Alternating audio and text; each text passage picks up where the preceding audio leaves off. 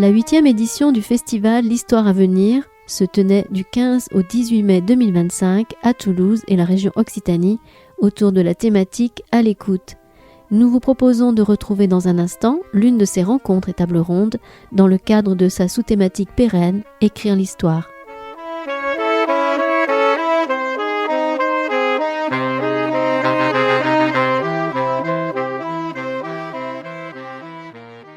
Bonjour, merci d'avoir fait cet effort formidable de venir à 10h du matin.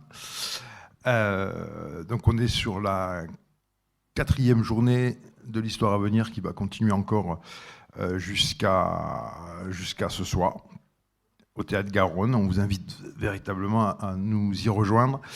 Vous le savez et vous l'avez entendu de nombreuses fois, mais je pense qu'il faut répéter l'idée que ce sont 4 acteurs locaux qui sont à l'origine de ce festival. Alors, vous l'avez entendu plusieurs fois, mais le Théâtre Garonne, la librairie Ombre Blanche qui nous accueille, l'université et une maison d'édition Anacarsis, dont il se trouve que je suis un des représentants. Véritablement, cette idée que c'est aux acteurs locaux du territoire de s'emparer de cette nécessité absolue de faire le lien entre les savoirs et les citoyens, parce que je crois que, et sans doute qu'on va en avoir besoin de plus en plus, de le défendre, ce lien entre savoir et démocratie. On n'est absolument pas sûr, enfin on ne sait pas comment ça marche, mais en tous les cas on est sûr que dans les États qui ne sont pas démocratiques, la question du savoir est toujours problématique et des gens qui le fabriquent aussi. Donc merci d'être là, merci de nous soutenir. Donc on commence. Je présente Nathalie. Donc Nathalie Coble, vous enseignez la littérature française à la littérature française et médiévale à l'école nationale à l'ENS, pardon, école normale, pardon, à l'ENS Paris et à l'école polytechnique. Vos travaux portent surtout sur la littérature, sur plein de choses, mais sur la littérature et la mémoire inventive au Moyen-Âge. Oui. Voilà, vous avez fait de nombreux ouvrages. Et en particulier, on est là aujourd'hui pour le Décaméré, qui sonne comme un ordre. C'est peut-être pour ça que les gens ont des rebelles, je ne sais pas. Qui est un ouvrage qui est proposé aux éditions Macula. L'Histoire à venir, c'est aussi un moment de mettre en avant le livre et le travail absolument indispensable d'éditeurs.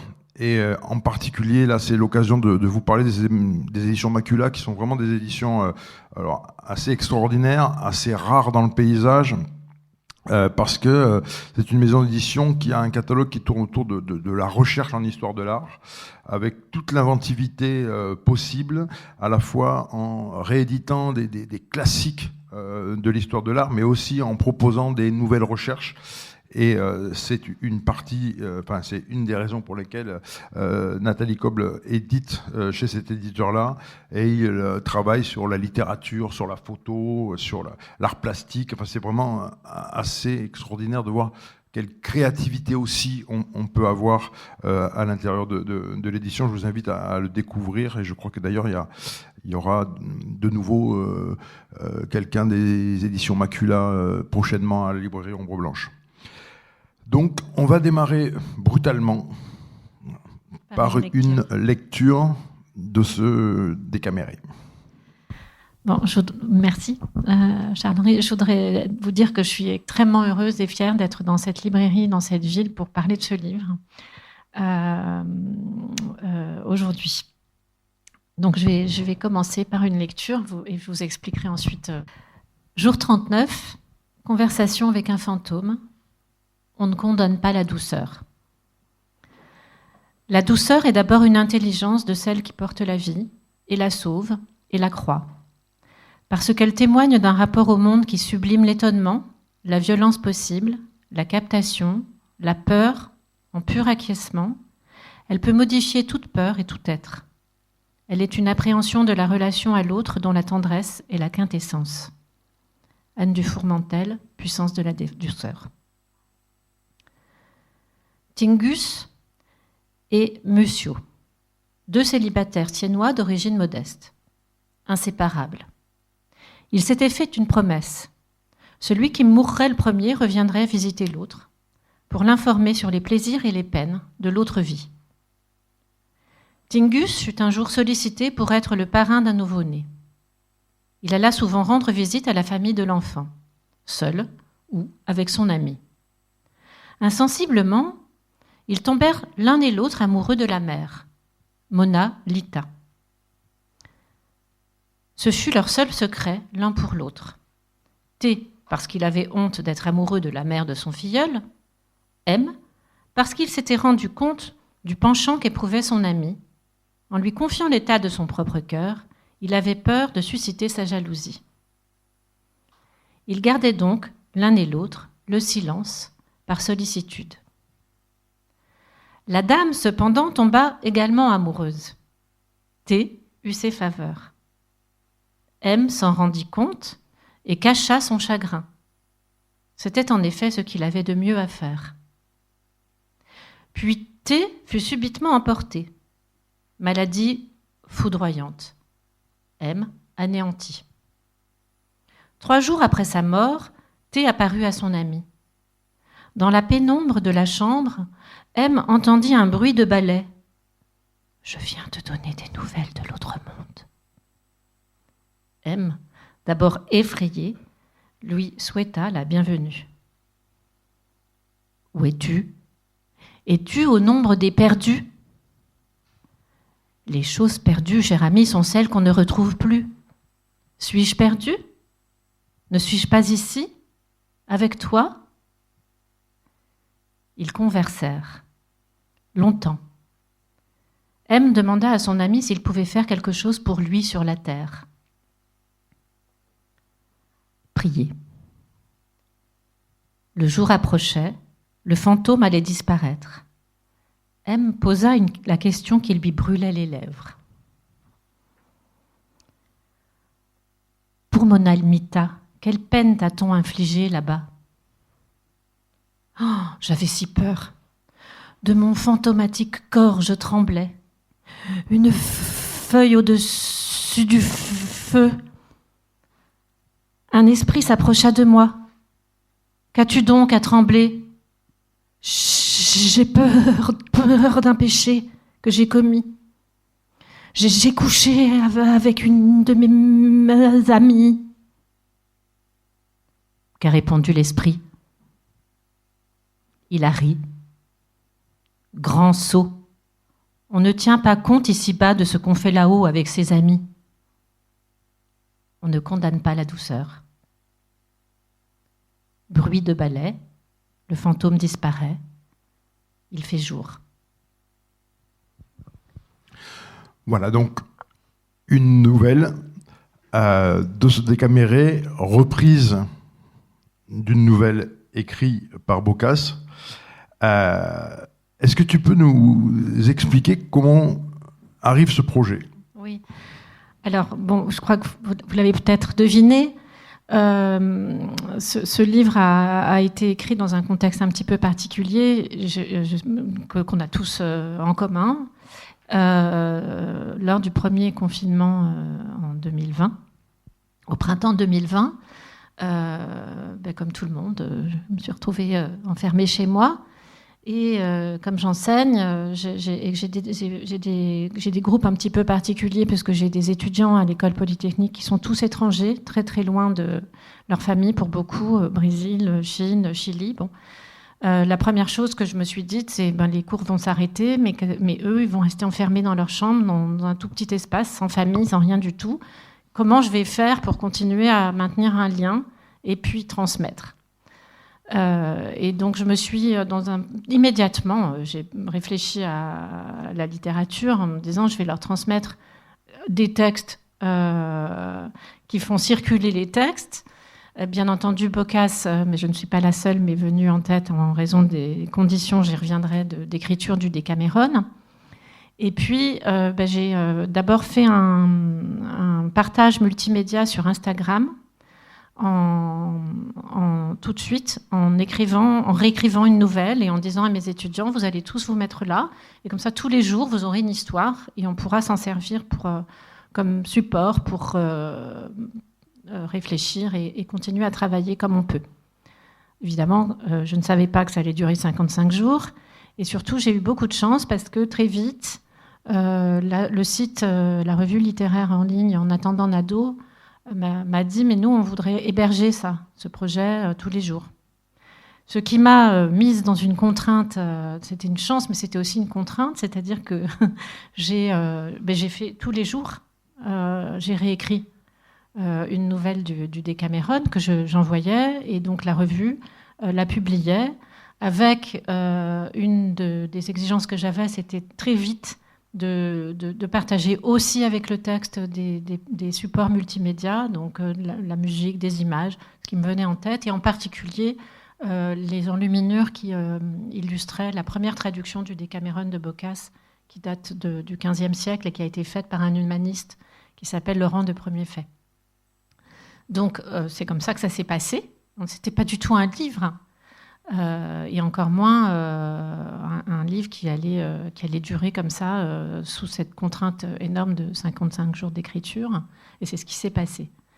Alors la deuxième étape étonnante, c'est que Véronique Yersin des éditions Macula, que j'ai appelée parce qu'un éditeur espagnol m'a demandé les droits du texte. Et moi, je n'avais pas de droit puisque je n'avais pas de livre. Donc j'ai demandé à Véronique, qui est une amie, mais qu'est-ce que je dis à ça, qu'est-ce que je peux répondre à cet éditeur espagnol qui veut traduire ma réécriture. Elle m'a dit, mais comment, tu n'as pas de livre? Ben moi, je veux te publier. C'est comme ça que le livre, après, a été prolongé, en plus enrichi, peut-être qu'on y reviendra, de beaucoup d'images que tu n'avais pas eu le droit de mettre en ligne parce qu'il y avait des droits des images et que le site n'avait pas la possibilité de demander les droits. Et donc, on en a rajouté aussi quelques-unes. C'est la seule chose que j'ai rajoutée dans les textes. Donc, le livre, ce sont les textes d'origine et enrichis d'autres images éventuellement. Alors là, ce que tu nous dis, c'est que ça semble évident que d'autres ont pris Boccace, mais en fait, pourquoi Boccace? C'est quoi le Décameron? Oui. Et qu'est-ce qui fait que quand advient le confinement, le choix se porte à la fois de continuer ton enseignement et de choisir le Décameron? Oui. Alors Boccace, XIVe siècle, hein, donc écrivain italien, qui se trouve dans une société très cosmopolite et dans l'Italie des villes, à l'époque à Naples, dans la cour de Robert d'Anjou, qui est multilingue et multiculturelle, au moment de la peste noire, donc en 1349, décide, en réaction en particulier à un très grand nombre de discours et d'injonctions religieuses apocalyptiques, épouvantables, liées à la mort qui était massive, liée à l'épidémie, pardon, décide de faire cette fiction. C'est une fiction. Il n'y avait jamais eu, à notre connaissance en tout cas, de visants qui se sont racontés des histoires comme ça sur une colline de Florence. Mais lui, il invente ces 10 personnages et ces 10 voix qui vont se mettre à l'écart. Alors, à l'écart de la ville, ça a été assez mal interprété à mon avis pendant le confinement, parce que ça n'est pas qu'il faut se mettre dans un château et se retirer dans un lieu privilégié. Hein. C'est surtout qu'il faut se mettre ensemble et croire au pouvoir de la parole. Peut-être qu'on y reviendra. Et de la fiction. Donc, le Décameron naît de l'épidémie. Et ce qu'on dit moins, c'est qu'il invente un genre. Il n'invente pas le genre de la nouvelle, mais d'une certaine façon, si, parce qu'il invente cette superstructure des 100 nouvelles plus une, qu'il emprunte, bien entendu, aux 1001 nuits, et dont il emprunte le principe de vie aux 1001 nuits, puisque, comme vous le savez certainement tous, les 1001 nuits reposent aussi sur le récit contre la mort. C'est ce que j'ai appelé la formule Scheherazade. C'est-à-dire le fait que cette femme, Scheherazade, qui est une sorte de figure de récit, de figure de littérature, sauve sa peau tous les soirs en racontant une histoire. Et donc, dans le Décameron, eh bien, il ne s'agit pas de raconter des nouvelles, il s'agit de faire une boîte dans laquelle l'infini de la vie et la vitalité de la parole va venir contrer la mort. Et ça, c'est extraordinaire. Et donc, ce qu'il invente, c'est en Occident en tout cas, c'est ce ressort de la boîte narrative à l'intérieur de laquelle plusieurs voix vont venir. C'est très important, même si ce sont des personnages de fiction.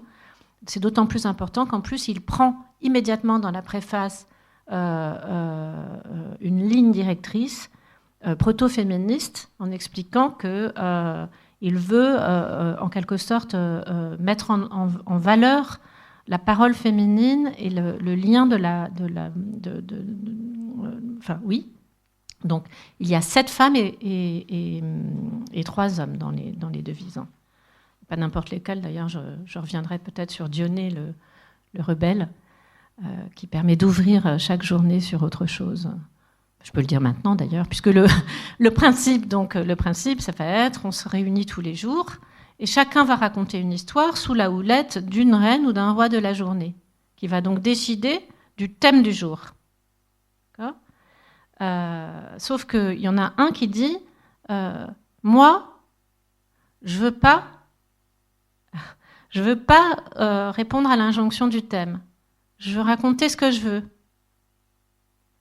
Et donc c'est Dionée qui est le représentatif du principe de vie, à l'intérieur du principe de vie, qui va donc à chaque fois faire bifurquer pour éviter la clôture, ça c'est extraordinaire, éviter la clôture à l'intérieur du cercle. Il va faire bifurquer et ouvrir sur autre chose. Et d'ailleurs, ce Dionée, en général, prend en charge des histoires un peu salaces. Il a un état d'esprit assez grivois, qui vient évidemment appuyer la question du corps, le rapport à la sexualité, etc. Et le comique.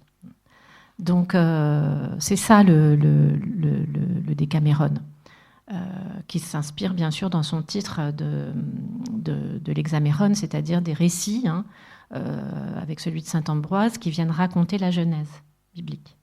Donc on passe de Hexaméron, les 6 jours, en Décaméron, les 10 journées.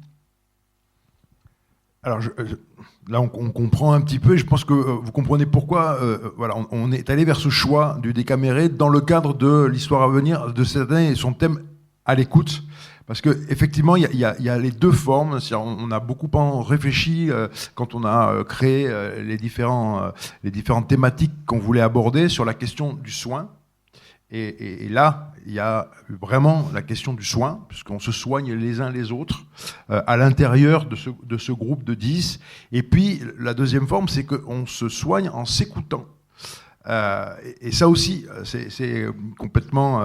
alors, il nous a semblé complètement à l'intérieur du thème, avec... et je pense qu'on va... Bon, tu peux peut-être dire quelque chose sur le soin, mais avec une autre forme, il me semble, qui est indispensable à ces 2 aspects, c'est... une liberté extraordinaire d'expression, une inventivité très très forte, et qui est, contrairement à ce qu'on pourrait imaginer ou les choses qu'on a en tête au niveau de la littérature médiévale et de la littérature de manière générale, qui nous apparaît sacralisée, classique, etc. Voilà. Mais peut-être sur la question du soin. Alors, vous l'avez entendu, la nouvelle que j'ai lue, elle est représentative de l'ensemble du livre. C'est extraordinaire, ce personnage dont Boccace nous met en situation d'une triangulaire amoureuse classique, hein, j'ai envie de dire courtoise, classique, que ce soit qu'on retrouve, que ce soit dans les films d'Emmanuel Mouret, par exemple, chez Rohmer, et qu'on voit qui est constitutif de toute la littérature courtoise. Sauf qu'il l'a tort. Il a tort parce que d'abord, les deux amis l'un va prendre tellement soin de l'autre il sacrifie sa propre affectivité.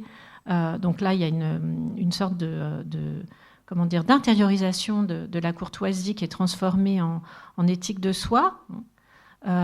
Et puis la deuxième chose, c'est qu'évidemment, il va venir faire parler le fantôme. Faire revenir, ça c'est très émouvant, je trouve, faire revenir ce fantôme pour qu'on soit à l'écoute véritable de la voix de l'au-delà qui vient appuyée par d'autres forces invisibles, ce qu'on appelle des existences moindres, la nécessité de prendre soin. Et ça, je ne l'ai pas inventé. Hein. Moi, je réécris librement, on va y revenir, mais c'est Boccace. Hein. C'était saisissant pour moi, parce que je reprenais une nouvelle par jour, et puis je disais, bon, alors, laquelle je vais raconter ? Et puis, j'avais pas beaucoup de temps, parce que ça prend quand même beaucoup de temps de réécrire. Donc, j'étais dans l'urgence de cette contrainte, ce qui faisait que je découvrais l'écriture de Boccace dans sa propre contrainte aussi. Et il est stupéfiant de modernité, et notamment de modernité dans cette manière de prendre du souci de l'autre, du souci de soi et du souci de l'autre. Donc, j'ai voulu assez vite, j'étais très intimidée par le texte. Ça, je n'y attendais pas. J'étais très intimidée par son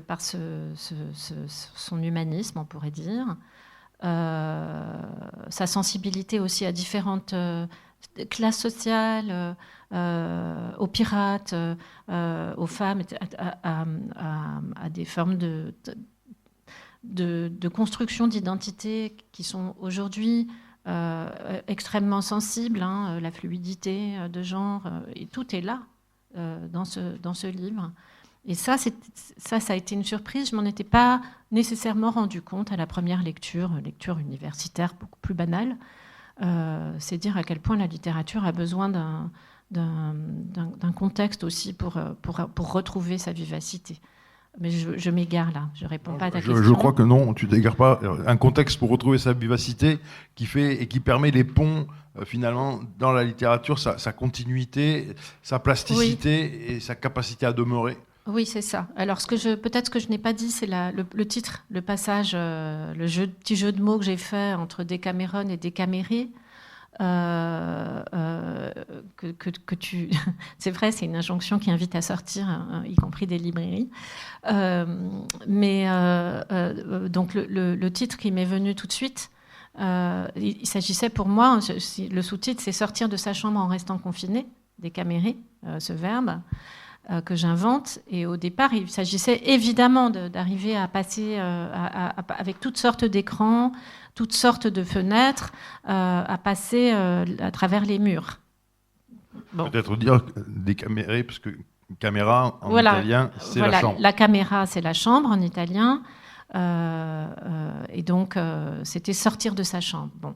Et puis, très vite, j'ai ressenti en partageant mon texte, le besoin de sortir du texte.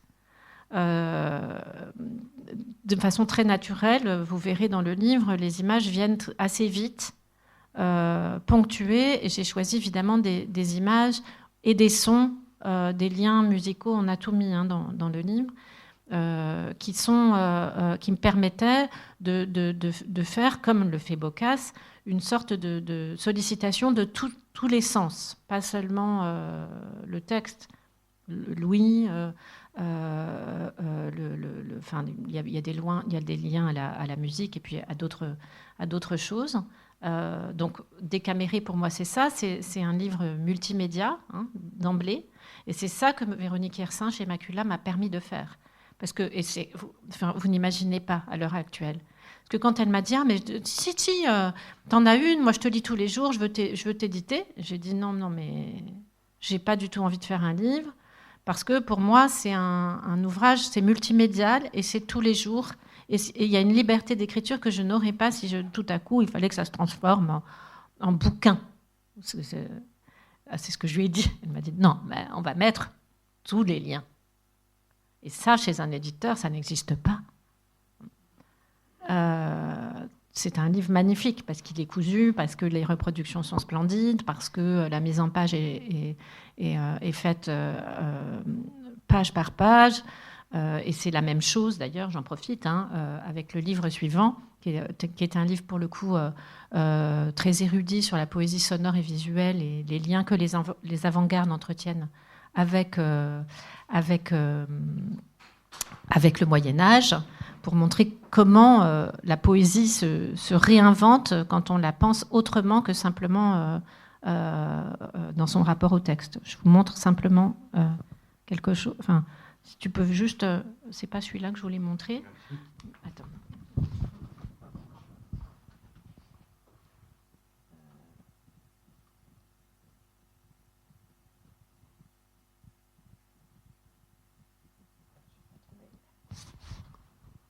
Je vous invite simplement à le feuilleter. Ben voilà, tiens, les partitions en forme de cœur, dans des livres en forme de cœur, qui associent le poème, la partition et l'enluminure, avec un livre qui prend la forme du cœur amoureux. C'est un des exemples qui, bien entendu, vient anticiper de manière saisissante la poésie visuelle, que ce soit Apollinaire ou toute la poésie visuelle des avant-gardes de la fin du XXe siècle. Ce livre porte là-dessus. Mais ça aussi, j'aurais pas pu le faire si c'était pas chez Macula. Aucun éditeur ne prendrait un livre pareil. Voilà. Donc, pour la question de la créativité, tu m'as posé cette question qui est en effet essentielle. Alors, moi, je suis médiéviste, ce qui me donne une position extrêmement marginale dans l'institution littéraire. C'est-à-dire que, vous le savez tous, à l'école, on n'apprend pas du tout qu'il y a une littérature du Moyen-Âge. On fait commencer la littérature au XVIe siècle, avec l'âge de l'imprimé. Et c'est vrai qu'il y a une différence linguistique entre les textes du Moyen-Âge et disons, les textes classiques. Mais ça n'est pas la raison principale pour laquelle on n'apprend pas la littérature du Moyen-Âge. La littérature du Moyen-Âge, elle est tellement... elle nous oblige tellement à redéfinir... oui, à redéfinir nos catégories que ça oblige à faire des pas de côté pour rester dans la conception, pour le dire rapidement, du texte que la littérature classique nous a donné. Et donc, moi, j'hérite de quelque chose d'avant qui repose sur une conception phénoménale de la mémoire. L'institution littéraire au Moyen-Âge, c'est la mémoire. Ils apprenaient des quantités de choses par cœur dans les deux sens du terme. Et la traduction, la réécriture au Moyen-Âge, elle se fait par la réappropriation. Donc, si vous voulez, pour moi, qui suis du XIIe siècle, la réappropriation, c'est une vertu. Ça dépend comment on l'a fait, mais c'est une force. C'est ça l'héritage, c'est de transformer. Alors, je ne vais pas te contredire, parce que moi, je ne suis pas du XIIe siècle, je suis du XIVe, je crois. Mais la littérature médiévale, quand même, elle nous habite pas mal à travers, notamment, il y a la chanson de Roland, que je pense que là, tout le monde a vu, puis après, il y a toute la littérature dite de chevalerie, quand même, mais effectivement, c'est-à-dire que, parce que tu as une des préfatrices,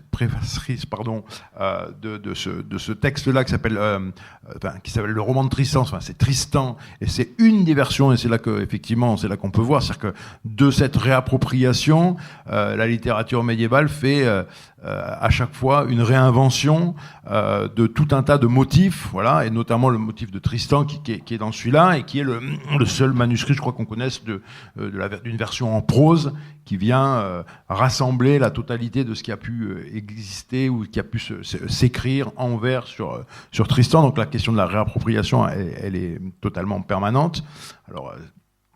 Alors qu'aujourd'hui, on a un rapport au texte où à chaque fois qu'il y a la moindre réappropriation, on crie à l'imitation, on crie au plagiat, mais ça, c'est quelque chose qui n'a aucun sens dans la littérature médiévale et qui est surtout...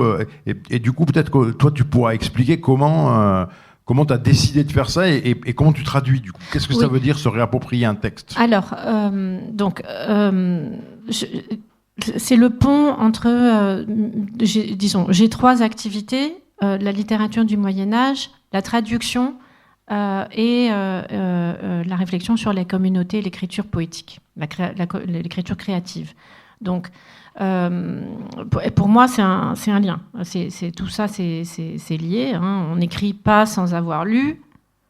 Et on écrit mieux si on n'est pas dans un monolinguisme, c'est-à-dire si on a été confronté à d'autres langues, d'autres manières de faire, etc.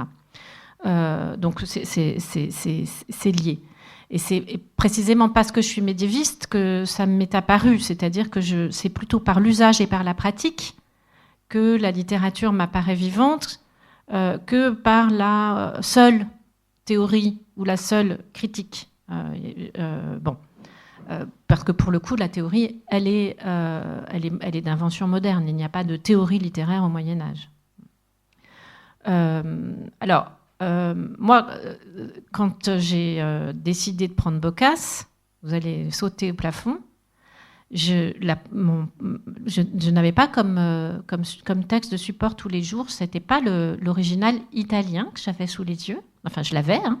Tu vois, il ne savait pas, parce que je dis, pose-moi la question, je vais répondre, mais c'était pas l'original italien, c'était ce que je lisais tous les jours, la première traduction de Laurent Le Premier Fait sur le manuscrit qui est numérisé sur Gallica, un manuscrit sublime, qui est un véritable manuscrit de peinture, parce qu'il y a une enluminure à chaque nouvelle, donc il y en a 101, dans un énorme manuscrit qu'on ne sort qu'une fois tous les 10 ans et que j'ai vu récemment à la bibliothèque de l'Arsenal et qui est maintenant numérisé.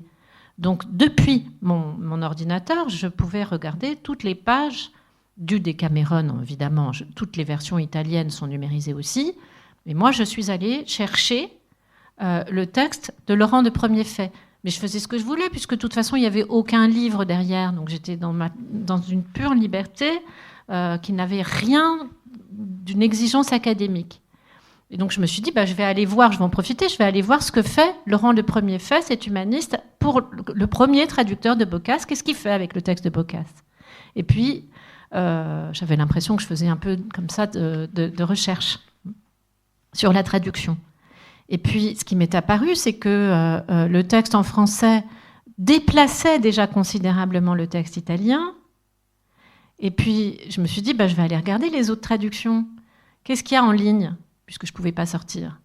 Et donc, je me suis servi des traductions. Alors, il y a une traduction du 19e siècle qui est extraordinaire, qui on dirait du Dickens. Donc, j'ai lu, je me suis nourrie de cette voix, de ces voix, parce que traduire, c'est donner une voix à un texte. Une traduction, c'est pas seulement essayer de rester à coller à l'original. De toute façon, c'est essayer de lui redonner corps au texte. Et moi, mon souci, c'était de faire en sorte que les personnages de Boccace, qui sont encore une fois extrêmement intimidants de vivacité, ne s'écroulent pas parce que je vais décider de les réécrire. Donc, c'était un petit peu comme des petites marionnettes. Je voulais que mes lecteurs, ils sentent la vie des personnages. Et c'est en me nourrissant de plusieurs traductions que, après, je les laissais de côté et je me racontais l'histoire. On recommence. Et là, j'allais chercher le texte italien. Mais c'est comme ça que j'ai fait. Donc évidemment, ça, c'est pas ce qu'on appelle une traduction. C'est ce que les médiévaux appellent une translation, qui a donné translation en anglais. Hein, c'est le mot français qui est passé en anglais. Et nous, on en a pris un autre, traduction, qui est venu recouvrir ce que le transfert culturel et la translation au Moyen-Âge faisaient avec la culture littéraire, disons, mondiale, parce qu'ils récupéraient les histoires, toutes les histoires. La culture médiévale, c'est une culture narrative. C'est pour ça que je suis devenue médiéviste. Alors, moi, j'en reviens à la fois à la liberté et aux soins, parce que je crois qu'il y a un lien entre le soin et la liberté. Et sur la question, notamment de ce qu'est cette invitation de décamérer au lecteur, parce que c'est ça que tu proposes. C'est-à-dire que c'est pas juste ton exercice à toi pour montrer ta virtuosité à traduire et littéraire, mais c'est aussi, et je crois que c'est aussi ce qu'a été la littérature médiévale, qui a été bloquée pendant quand même un certain nombre de temps avec l'institution de la littérature classique, grande.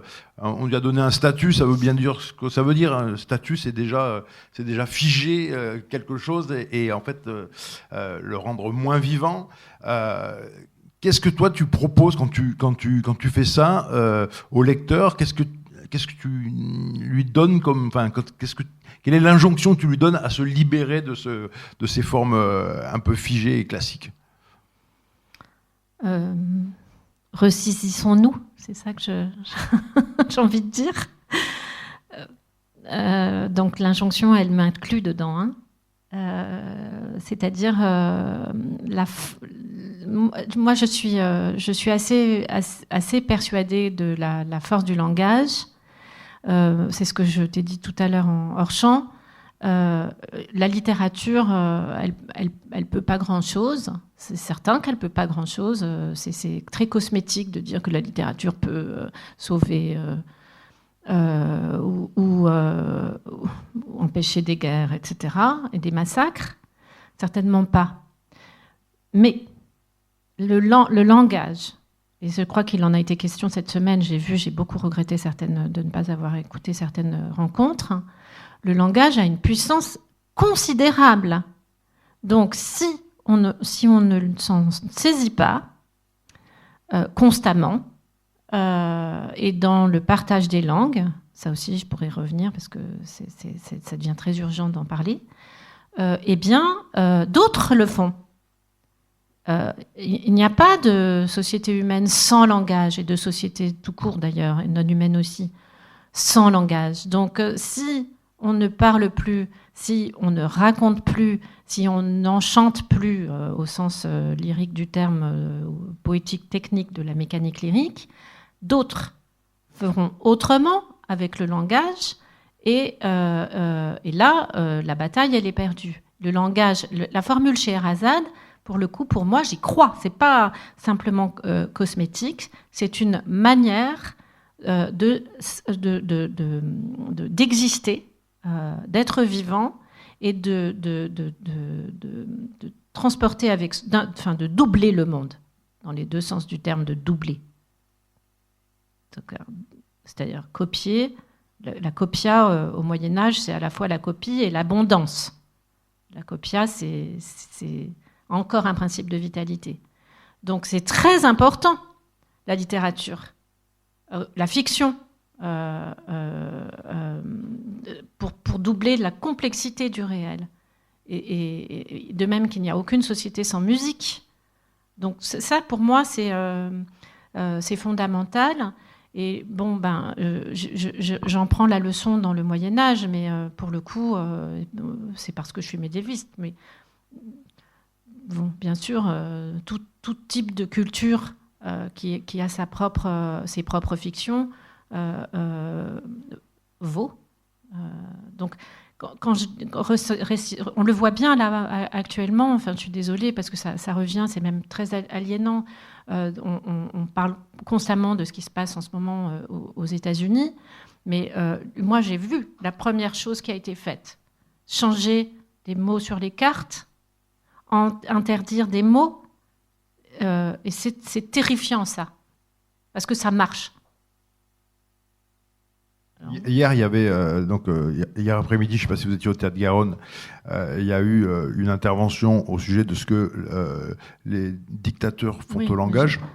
J'ai pas pu l'entendre, j'aurais beaucoup aimé. Et donc effectivement, il y a ça, mais et quand tu dis qu'il y a urgence à résister de ce point de vue-là, certes, on parle des dictatures, mais les discours de Netanyahou aujourd'hui, ou les discours de Trump aujourd'hui, et puis même, alors c'est rigolo, parce que moi je pensais ce matin à ça, sur la question des procès, parce qu'en Union soviétique, on a décortiqué les procès, et donc à partir de là, on arrivait à voir, effectivement, à étudier le langage tel qu'il est. Quand on voit un certain nombre même d'hommes politiques français, comment ils se défendent pendant leur procès, la question du langage, elle me semble absolument essentielle. Et effectivement, cette nécessité pour nous de se réapproprier ces formes et de refuser à ce qu'elles soient totalement insérées dans un vocabulaire extrêmement étroit et de plus en plus étroit. Oui, il faut défendre la polysémie du langage, il faut défendre le fait que les langues n'existent qu'au milieu d'autres langues.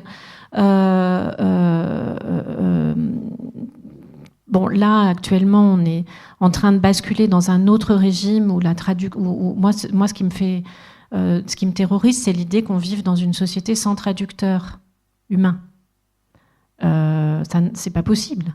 On peut pas vivre dans une société où les langues se côtoient sans que y ait qu'on nous explique qu'on va reléguer à des formes de transparence entre les langues, à des robots, la traduction. Ça n'a tout simplement, non seulement ça n'a aucun sens, mais c'est extrêmement dangereux. Parce que ce qui compte, c'est évidemment d'être confronté à la différence. C'est pas la transparence.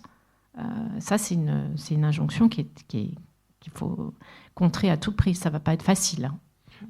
Parce que finalement, ce que tu montres avec ce Décaméré, et je crois qu'il va dans le sens de l'impossibilité d'avoir un monde sans traducteur, c'est que alors on va pas rentrer dans le débat de l'IA, mais je pense que ce que tu as fait là, il est impossible sans les différentes translations les différentes traductions qui ont pu exister, et tu l'as montré sur la manière dont tu avais fonctionné,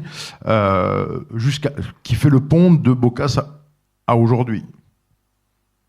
Oui, c'est pas que c'est impossible. Alors peut-être, on peut faire une toute petite parenthèse sur l'IA, parce que je pense que maintenant que je l'ai dit, vous allez être... Moi, j'ai fait un test sur les langues que l'IA ne pouvait pas traduire. Je dis, quelles sont les langues que tu ne peux pas traduire, ou tu as du mal à traduire ? Et j'ai eu une réponse extraordinaire avec tout un tas de langues très très compliquées à traduire, parce que ce sont des langues minoritaires ou en voie de disparition, etc. C'était fascinant, hein. Et notamment des langues de la Terre de Feu, dont une locutrice est décédée il y a 2 ans, donc c'est une langue qui a disparu il y a 2 ans. Et puis je lui ai demandé, comme ça, de me raconter un conte, une histoire dans cette langue, et j'ai eu un conte d'origine extraordinaire. Alors, mais vraiment, hein, c'est pas qu'il ne sait pas raconter, hein. Extraordinaire. Alors je dis, d'où vient ta source, etc. Ah ben non, j'ai fait de la synthèse à partir de sources existantes, d'anthropologues, etc. Bon, et ça a pris un certain temps, très coûteux en écologie, hein, pour que je finisse par découvrir au bout de 2 heures quand c'était totalement inventé. C'est-à-dire les dieux qui étaient dedans étaient totalement inventés, et c'était très plausible. Et comme l'intelligence artificielle, c'est un perroquet stochastique, c'est-à-dire qu'il utilise ce qui est le déjà existant, c'était aussi très bien construit. Ça dépend ce qu'on lui donne à manger, évidemment. Donc, c'est pas que c'est pas possible. C'est le rapport à la vérité et à l'incarnation de ce que l'on va dire, et au poids qu'on va mettre et à la responsabilité, parce que là, il n'y a pour le coup pas du tout de soin. Les intelligences artificielles, on leur apprend à dire en permanence, à satisfaire leurs utilisateurs et à dire en permanence qu'elles sont dans l'affect. Mais pourquoi ? parce qu'elles ne le sont pas du tout. Forcément, c'est impossible, c'est leur angle mort. Et ce sera toujours leur angle mort, heureusement d'ailleurs. Donc, ce qui compte, c'est dans la parole, c'est l'affect, le poids, la responsabilité qu'on met dedans. Et ça, évidemment, moi, je peux expliquer pourquoi j'ai dit telle et telle phrase, comment j'ai raconté, et pourquoi, qu'est-ce que j'essaye de toucher dans mon adresse. Ce sont des textes qui sont tous adressés. Chez Boccace, ou tous les textes qui sont ici, dans cette librairie, sont des textes adressés. La littérature est adressée. C'est ça qu'il faut défendre. Est-ce que tu voulais lire une deuxième nouvelle ? Oui. Alors. Et puis on va ensuite laisser la parole au public pour savoir ce que ça peut lui inspirer. Qu'est-ce que je lis ? Les poules, non, ça veut dire ? Les poules. C'est la 4e journée. Vous allez voir. Donc, à grand prédateur, renard de rusée. Le sous-titre, c'est des poules, des poules, des poules. Pas de plus beau couple sous le ciel. Solide, vertueux, magnifique. Elle, surtout. Elle était d'une beauté spectaculaire. Son image et sa réputation faisaient le tour du monde. Le roi Philippe, qu'on appelait le borgne, tomba amoureux d'elle sans l'avoir jamais rencontrée. Il en fit une obsession. Dans un moment où il savait qu'elle était seule à son domicile, luxueux, il organisa dans la région un voyage d'affaires et se fit annoncer pour être reçu chez elle. Dans un premier mouvement, elle se sentit très honorée. Elle se demanda ce qu'elle pourrait bien servir à cet invité prestigieux, s'interrogeant toutefois sur le motif exact de cette visite plus ou moins officielle alors qu'elle était seule. Elle n'osa rien deviner. Elle était loin du compte, mais résolut d'être prudente, tout en faisant honneur à son visiteur. Voici ce qu'elle fit. Elle donna l'ordre de cuisiner le plus grand nombre possible de gelinottes, des poules, mais sans y ajouter d'autres viandes. Poule en entrée, poule en plat, poule au dessert. Recettes et présentations seraient des plus variées. Alors, il y a l'image du manuscrit. Le roi se présenta ravi. Ce face-à-face porta son émotion à son comble. Elle était encore plus belle qu'il ne l'avait imaginée. Il s'enflamma. Intérieurement, il ne contrôlait pas grand-chose, mais il savait se tenir. On passa à table. Des poules, des poules, des poules.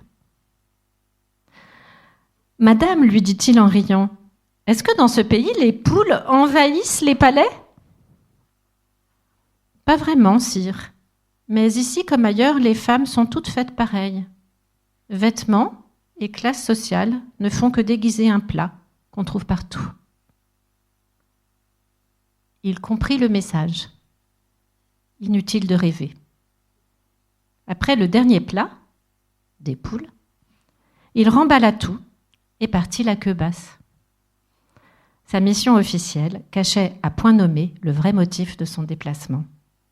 L'honneur était sauf, les poules sur l'estomac. Donc, vous voyez la modernité de Boccace quand même. Alors, donc, vraiment, je vous invite à regarder à lire ce texte-là, à lire cette réécriture. Alors, je ne sais pas comment on dit, réécriture, traduction, translation, donc c'est ça ? On peut dire, oui, on peut dire réécriture, oui. Dire réécriture. Oui. Voilà. Parce que véritablement, justement, ça pose tout, ça renvoie effectivement à la manière dont cette réécriture a démarré, ce que tu nous as expliqué, mais elle est complètement plongée dans l'époque contemporaine. C'est ça qui fait la vitalité à la fois du texte de Boccace et à la fois de ce que tu nous donnes à lire. Mais voilà. à partir de là, peut-être que vous, enfin, si tu veux dire quelque chose de plus, mais on va essayer de voir si vous avez cette capacité à imaginer quelque chose à partir de ce qu'on vient de vous dire. Oui, ben, moi je rajouterais simplement que, bien entendu, cet héritage dans la réécriture, la recréation, c'est Boccace qui m'en a donné l'idée, hein, et les médiévaux, parce qu'ils fonctionnent comme cela. Donc les 101 nouvelles empruntent en les réécrivant à d'autres histoires, hein, qu'il réécrit librement, qu'il adapte à l'Italie du XIVe siècle. Au fond, c'est une manière de concevoir la littérature et la langue, la fiction. C'est pas la seule, mais elle est très présente dans l'invention littéraire. On ne part jamais de rien. C'est pas vrai. Alors, en fait, j'avais juste une question, moi j'ai oublié de la poser. Les Mille et une nuits, en France, ça arrive avec la traduction d'Antoine Galland. Oui. Et donc, c'est bien antérieur en Italie. Non, alors, ce qui se passe, c'est que les Mille et une nuits, elles sont réécrites au Moyen-Orient et elles circulent probablement. Il y a par exemple des romans, notamment le roman des 7 sages de Rome, qui repose sur un principe identique et dans lequel on va retrouver des schémas narratifs empruntés aux Mille et une nuits. Hein. Donc la traduction telle qu'elle du texte, elle est réinventée, ça José Camoun l'explique très bien dans son dictionnaire amoureux de la traduction au XVIIIe siècle, mais les histoires, elles circulent bien entendu autrement, et puis pas seulement par écrit, bien sûr.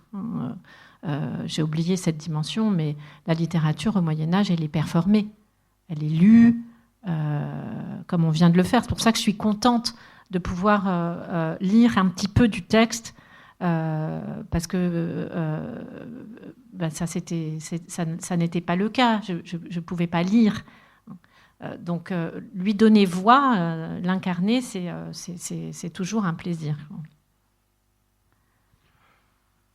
Il y a une question sur fond.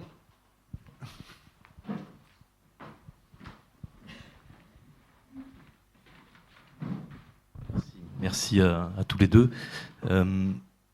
En vous entendant, je pensais aux fantômes que j'ai invités ici lorsque a été proposé le thème à l'écoute, c'est Armand Robin. Alors, oui. Pour deux raisons. D'une part, à propos de l'intervention concernant le langage et cette oppression par le langage, enfin plus qu'une oppression, cette habitation de tous par un langage qui finalement finit par nous échapper à tous parce il part du dessus, il vient nous emprisonner. Et malheureusement, je n'ai pas pu assister au débat hier. J'étais à celui autour de Marc Bloch. Mais c'est dommage, j'aurais bien aimé entendre ce qui était dit hier soir au Théâtre de Garonne à ce propos. Mais de toute façon, on en a parlé ici même, justement à propos d'Armand Robin, de ce texte fondateur qui s'appelle, enfin un des textes fondateurs, il y a aussi celui de Klemperer là, qui s'appelle La fausse parole. Et j'étais très content d'ailleurs que Emmanuel Laurentin soit lui-même un admirateur de Robin, mais c'est pas cette partie fausse parole que j'ai envie d'évoquer ici en vous entendant, c'est la question de la traduction. Parce que Armand Robin, lui, il considérait qu'il n'était pas traducteur. Et les 2 volumes de poésie qu'il a publiés, de poésie russe, qu'il a publiés chez Gallimard, où ce qu'il donnait à lire, il appelait ça de la poésie non traduite. Ce qui m'amène à reprendre ce que vous disiez à propos de l'intelligence artificielle, qui pourra probablement proposer de la traduction.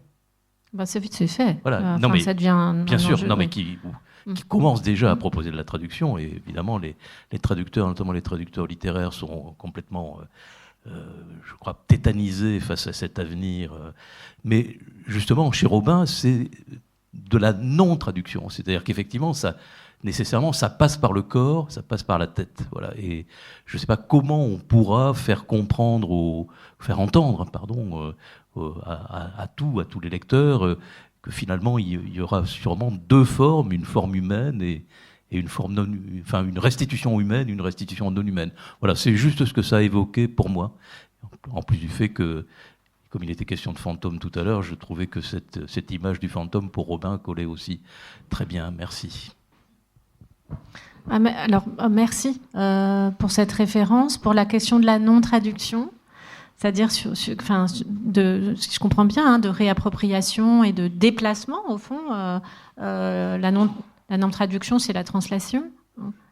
Je crois que ce que je partage avec Markovitch et Françoise Morvan, c'est la question de l'adresse et de la forme.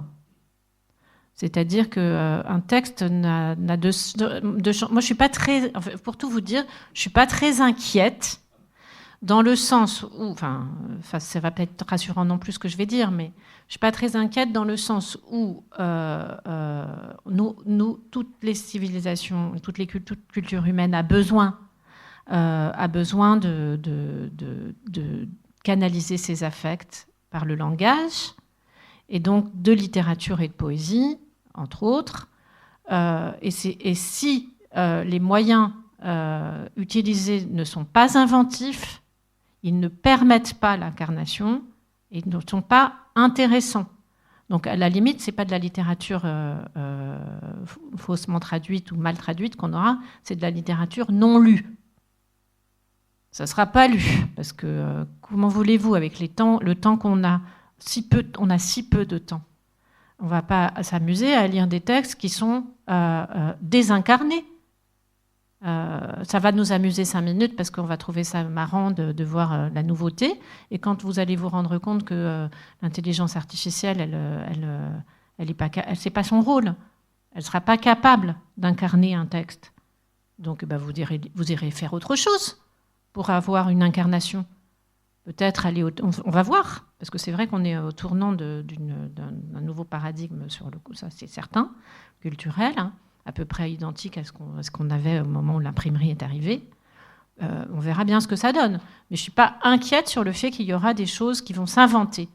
En revanche, sur la manière dont les traducteurs vont être traités et sur la manière de défendre ce métier, et là, pour le coup, je défendrai un métier, une profession, parce que moi, je ne gagne pas ma vie avec ça. Ça va être une bataille très, très compliquée. C'est déjà le cas parce qu'ils sont soumis à des rythmes par les éditeurs de folie pour traduire des textes énormes. Et si vous dites non à un contrat, ou on vous donne un contrat et puis on vous dit c'est pour dans 1 mois, si vous dites non, le contrat il vous passe sous le nez et on le confie à quelqu'un d'autre qui utilisera une intelligence artificielle pour le faire. Donc c'est pas du tout, je ne veux pas du tout minimiser ça, mais disons que je pense que l'inventivité, la créativité, elle a de beaux jours devant elle, avec ou sans machine, parce que de toute façon, quand vous mettez un créateur devant une machine, il s'en sert et il fait des choses, que ce soit Pérec ou d'autres, des choses fantastiques. Donc je ne suis pas contre les machines, mais contre les humains qui se servent des machines pour imposer des langues uniques, oui. Alors, je vais vous passer la parole. Juste, dans le cadre de la défense de la traduction, il y a eu, et je pense que, j'espère qu'on pourra le refaire dans le cadre d'Histoire à venir, ce qu'on avait fait, c'est une battle de traduction, je ne sais pas si certains d'entre vous l'ont assisté, où il y avait 2 traductrices qui avaient traduit un même passage. Et effectivement, on comprend, on perçoit de manière extrêmement aiguë la question de l'adresse, la question de la cohésion globale de la traduction, la question de l'incarnation, voilà. Et je pense que par ce biais-là, on peut effectivement véritablement faire comprendre. Et puis après, il y a la question, mais c'est vraiment intéressant de voir quand nous on est traducteurs de sciences humaines et le rapport qu'ont les chercheurs à la traduction de leurs textes. Je pense qu'il y a du boulot. C'est sûr. Voilà. En littérature, il n'y a pas de problème, mais sur les chercheurs en sciences humaines, il y a vraiment du boulot. Je vous laisse la parole. Je voulais revenir sur votre intention première du projet et savoir si vos étudiants ils ont été décamérés et comment ça s'est traduit. Parce qu'en fait, c'était quand même une démarche dans un contexte particulier qui voulait les associer et produire quelque chose. Oui, alors, ça s'est passé au départ comme ça, donc en improvisant, et où moi, je crée un lien en leur disant allez lire ça, et on en reparlera quand on pourra, puisqu'on se disait toujours qu'on allait recommencer les cours la semaine suivante, c'était toujours la semaine prochaine. Puis après, on s'est rendu compte que ça allait plus être la semaine prochaine, hein, donc vous vous souvenez, on basculait un peu dans des incertitudes comme on n'a jamais eu, et en plus mondialisées. Alors, je ne peux pas répondre, bien entendu, à leur place, mais ce qui s'est passé, c'est évidemment d'un point de vue institutionnel. Moi, j'ai eu des relais, notamment à l'école polytechnique, qui est très outillée. J'ai eu très vite des supports avec des formations pour pouvoir faire en ligne les choses. C'était le début de ce qu'on a appelé ces salles virtuelles, qui sont maintenant proliférantes.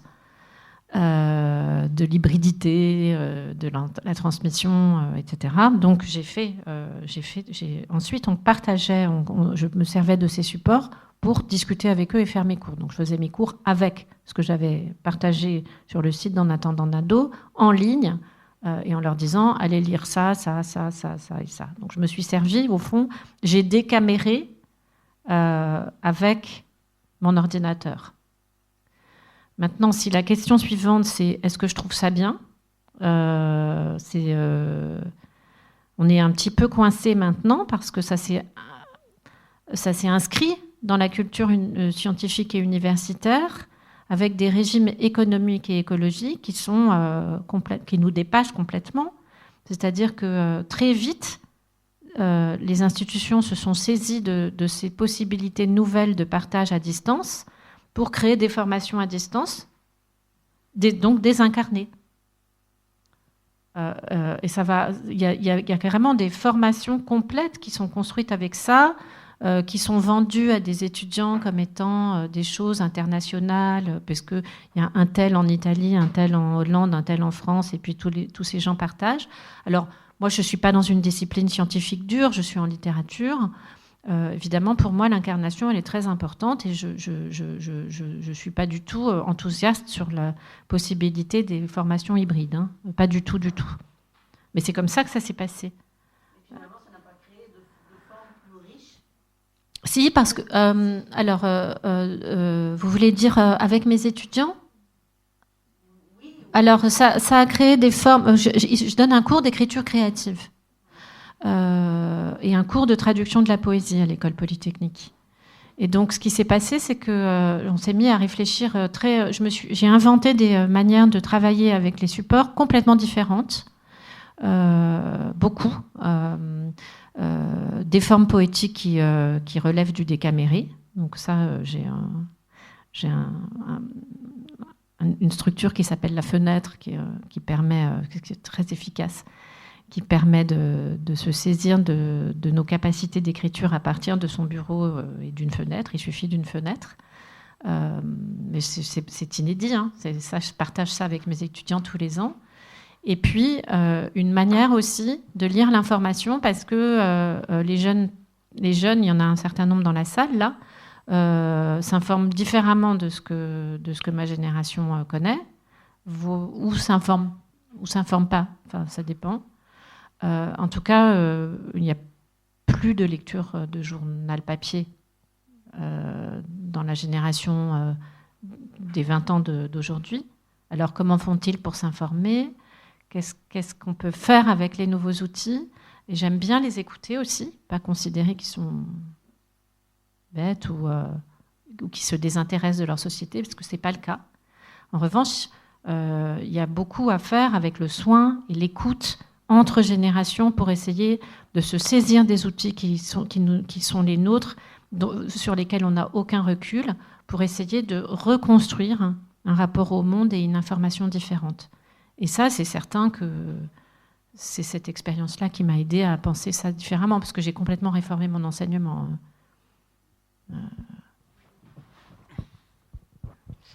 Merci. Pardon. Merci. Merci notamment parce que je suis un lecteur un peu compulsif d'En attendant Nado. via la librairie. Et je ne sais pas si vous maîtrisez En attendant Nado, mais c'est vraiment une espèce de trésor de la critique littéraire. Et pour moi, la découverte de ces nouvelles a été importante. Et ça a été un accompagnement au quotidien, du coup, qui était fort. Quand vous décidez de réécrire un texte médiéval, de le réinterpréter dans une forme qui est très contemporaine, elle, avec des collages, des liens, qu'est-ce que vous décidez de garder de la littérature médiévale ? C'est-à-dire, est-ce qu'il y a des choses où vous dites ça, j'ai besoin de le transmettre en tant que médiéval, et qu'est-ce que vous avez besoin de transformer dans du contemporain ? Est-ce que vous pouvez faire une distinction, en tout cas ? C'est difficile.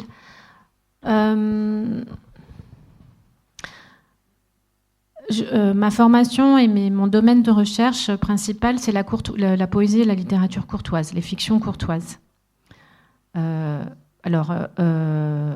pourrait revenir sur ce que ça veut dire, hein, la courtoisie. Ce qu'il y a de sûr, c'est que l'amour courtois, qui d'ailleurs en tant que tel n'existe pas, n'est pas du tout ce que l'on en a en général retenu. Et ce que j'en retiens, et que je retrouve dans chacun des textes que j'aime lire et faire lire à mes étudiantes et étudiants, c'est la croyance, la foi, qui est probablement liée aussi à un autre type de foi, la foi dans le langage. Je l'ai dit tout à l'heure, mais c'est très fort.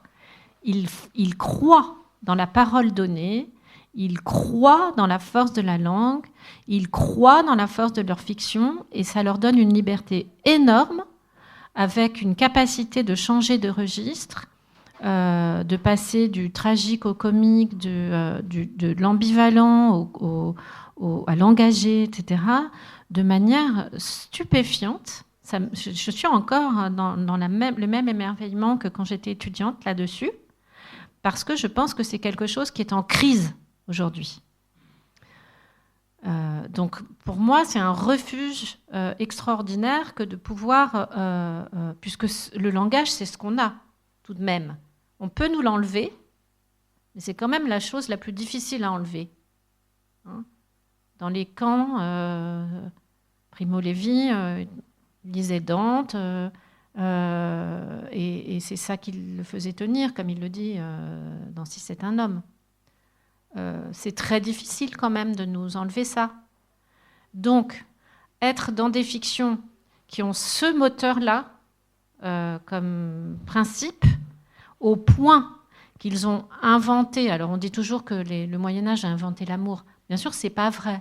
Mais ce qui est vrai, c'est qu'ils ont inventé l'équivalent entre, comme disait Paul Zumthor, aimer chanter. C'est-à-dire, si on élargit, un équivalent strict entre la parole et l'acte. Ça, je voudrais, c'est comme ça que je peux répondre à votre question, arriver à trouver dans mon contemporain quelque chose qui soit pas... C'est compliqué, une sorte d'utopie où je suis dans mon rêve médiéval, parce que quand je dis que je suis du XIIe siècle, c'est quand même pas tout à fait faux. M'arriver à faire ressortir ça pour être en prise avec mon contemporain. Donc c'est comme ça que je fais. Alors après, il faut être à l'écoute du contemporain.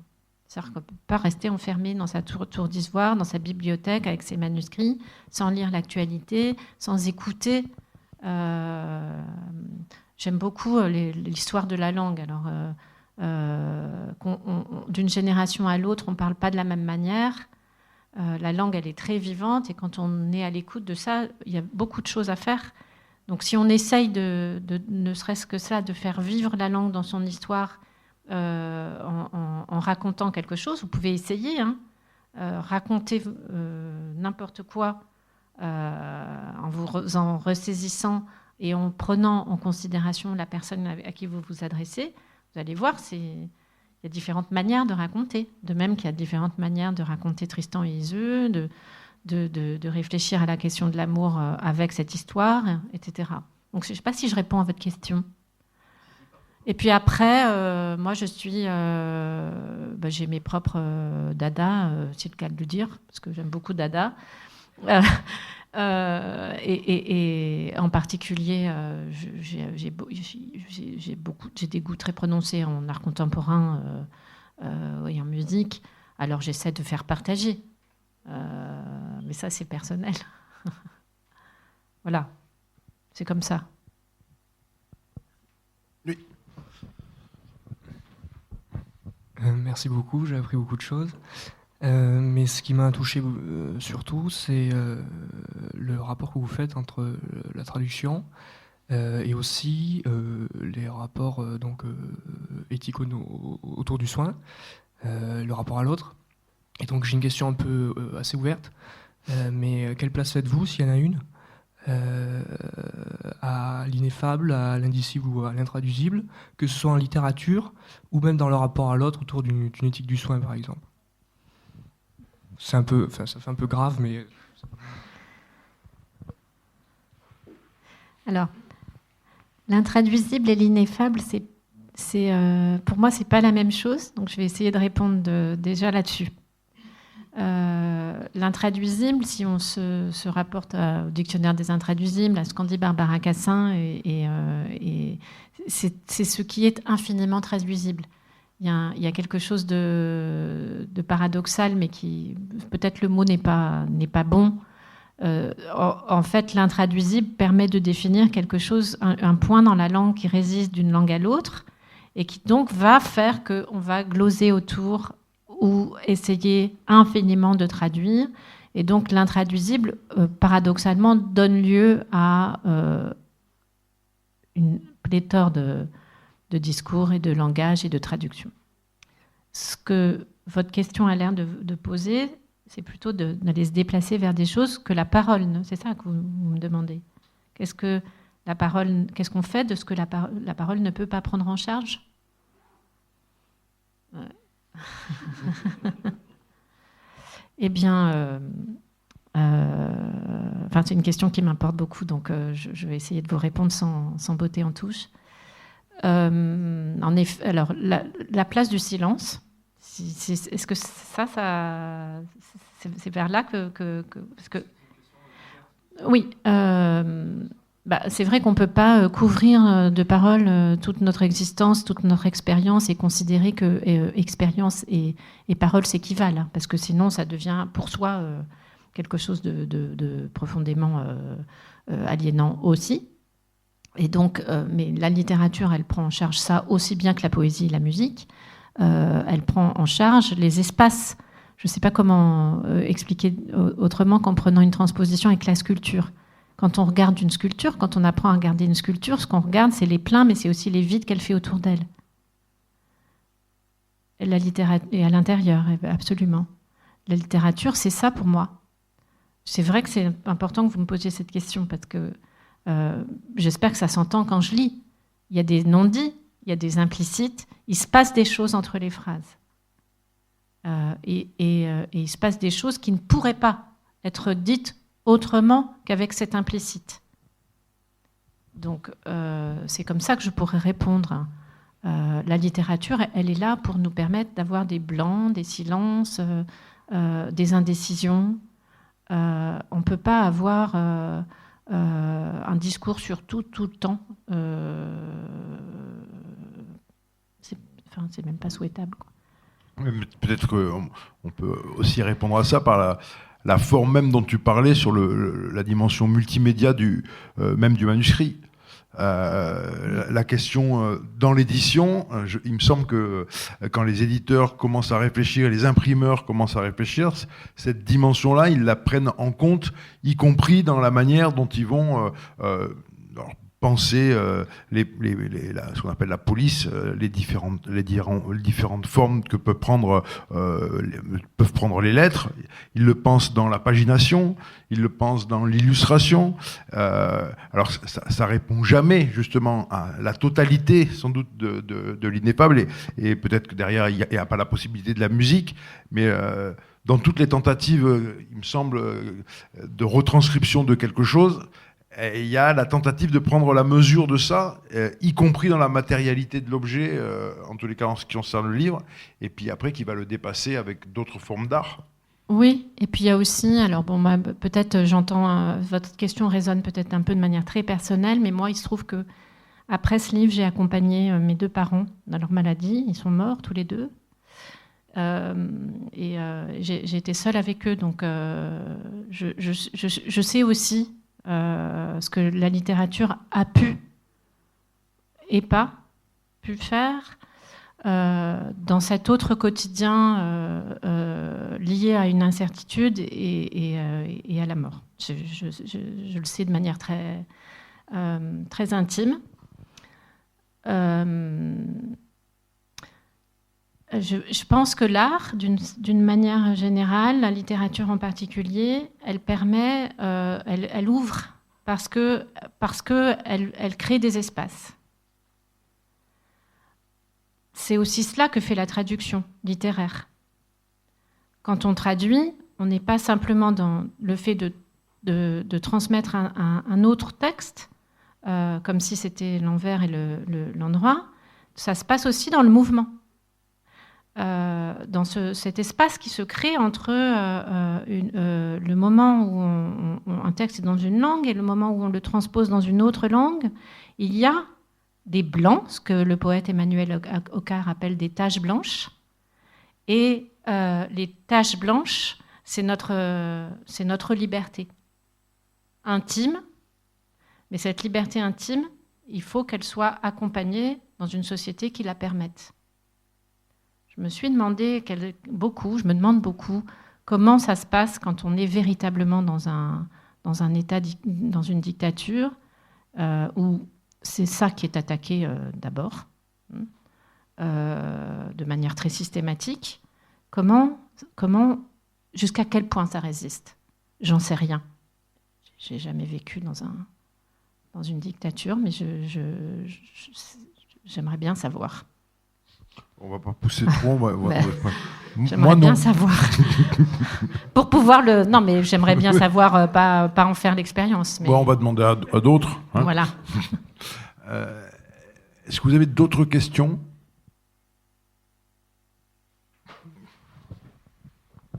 Non, juste pour peut-être poursuivre les discussions, il y a quelque temps, on avait essayé on s'était posé la question de mettre en place une session de l'histoire à venir sur l'invisible.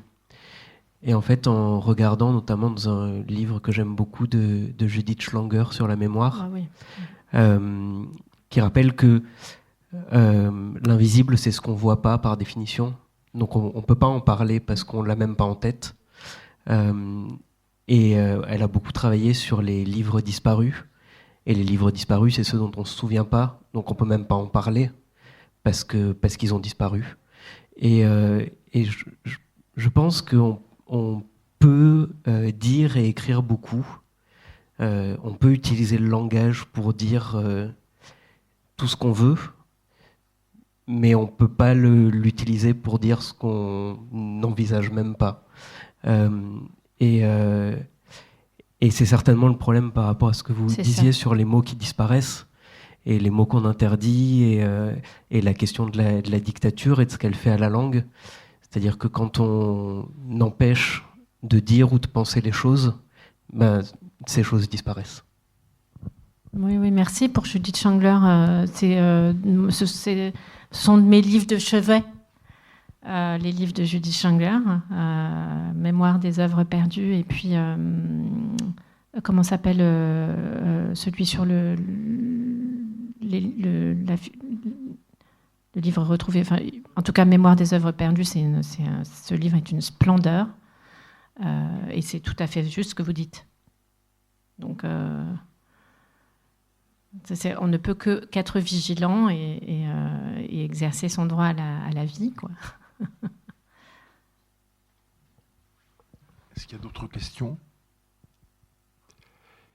Eh bien, donc, du coup, je vous invite vraiment à vous plonger dans le décaméré, et puis que ça devienne presque un outil pour vous emparer d'autres textes, d'autres manières de lire, d'autres manières voilà, de vous forger et de vous forger des outils, et puis de vous approprier des nouveaux plaisirs de lire, parce que je crois que c'est ça qui est important, c'est qu'on découvre avec les outils qui nous sont donnés, ou les libertés qu'on arrive à acquérir, des nouveaux plaisirs de lecture, et puisque tu arrives à le faire même à l'école normale, et même en Polytechnique, qui est quand même pour nous tous quand même le lieu de l'inventivité et de l'imagination, ça doit être possible pour nous. Voilà, merci beaucoup. Merci. Je voudrais juste dire merci à Charles-Henri, parce que de finir sur la notion de plaisir, évidemment, puisque j'étais déjà en train de me dire, mince, mais on n'a pas assez dit qu'il fallait défendre cela. Donc, merci. Merci à vous. Merci à vous.